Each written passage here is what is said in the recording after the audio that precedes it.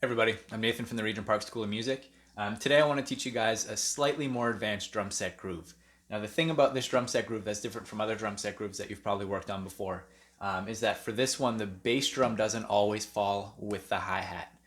Some of the bass drum notes in this groove fall directly between the hi-hat notes. So if you want to read the groove, it looks like this. And you can see here that the second bass drum and the fourth bass drum, they fall directly between those two hi-hat notes, right? First one and third one, they land with the hi-hat. The second and fourth one fall between those two hi-hat notes. So here's what it sounds like.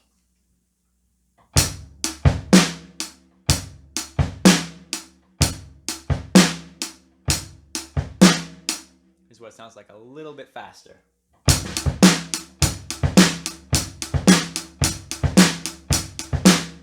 And now a lot slower, so you can really hear how it all locks in.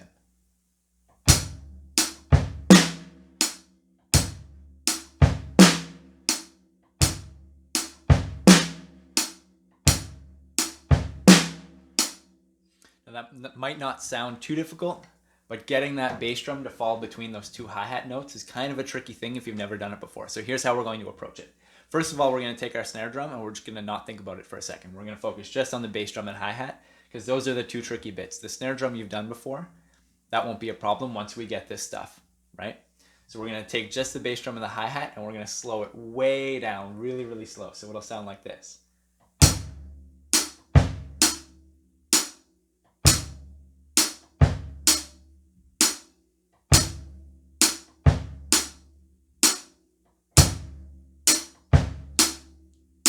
And you're going to keep doing that until it feels really, really comfortable.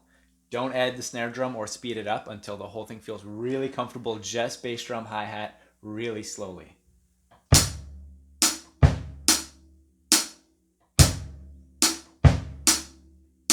Then once that feels really, really comfortable, then we're going to add the snare drum in, but we're going to keep playing at that really, really slow speed.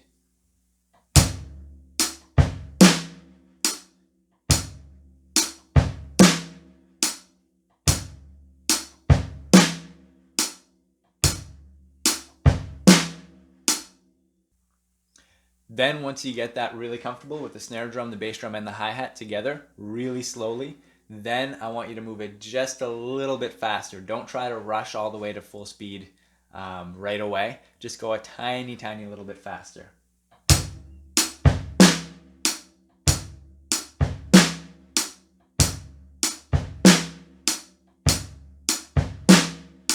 Once that's comfortable, a little bit faster again.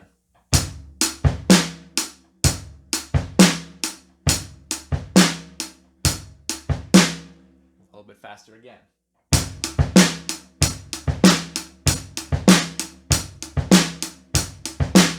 A little bit faster again.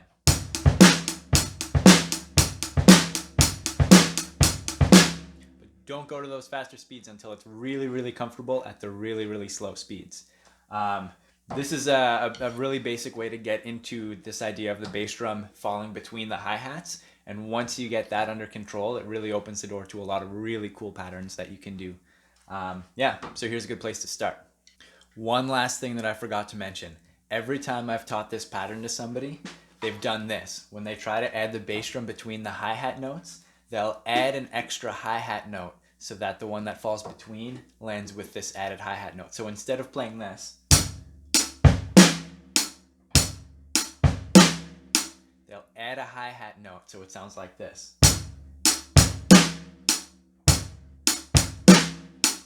I think when we start doing these patterns for the first time, our body is so used to putting the bass drum and hi-hat together that it adds a hi-hat so that the bass drum has something to play along with. That's not what the exercise is. The exercise is to get used to playing that bass drum on its own between the hi-hats. So if you notice that you're starting to do that, you're starting to add that extra hi-hat, slow it back down again and really try to get that bass drum and hi-hat to be separate.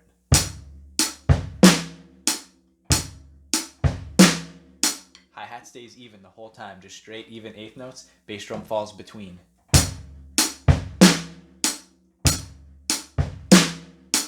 Not.